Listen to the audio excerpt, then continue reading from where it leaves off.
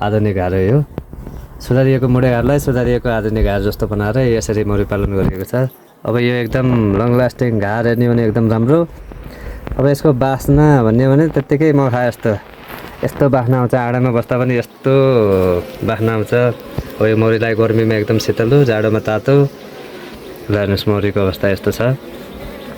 3-4 frame मौरी मात्रै राखेको थिएँ मैले यसमा। यति चाँडो ग्रोथ गरेर छ कि। अब बाक्लो हेर्ने यसको यसको त्यो मोटाइ यो त छोरा नातिका पालासम्मलाई हुन्छ। यो हेर्ने यस्तो बाख्ना आउँछ। मौरी यस्तो एक्टिभ हुन्छन् यसमा। साथै मौरीको अवस्था यस्तो छ। यो घारलाई कति पर्छ सुजन सर? घारलाई त यसलाई त बरु 5-6,000 रुपियाँ 6,065 यहीँ ल्याउँदा भेट्यो।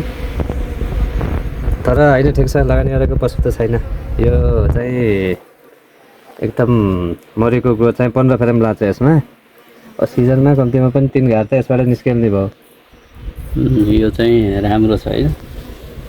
यसको अगाडिबाट पनि देखाइदिनु यसको स्ट्रक्चर।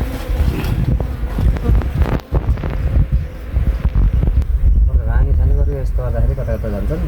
मैले अझ यसका 2 फेर बाख्ना है सेन्ट हेर्नु न।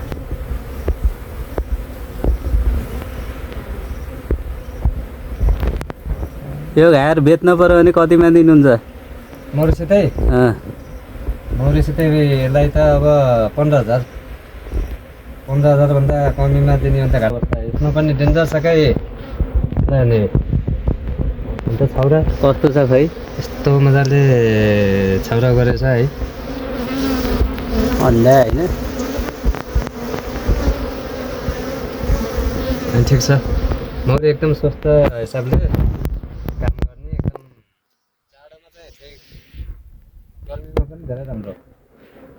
मौरी अरू घारमा भन्दा यसमा चाहिँ बढी एक्टिभ भएको मलाई लागेको छ। अब अरू कुरो त अब यस्तै हो।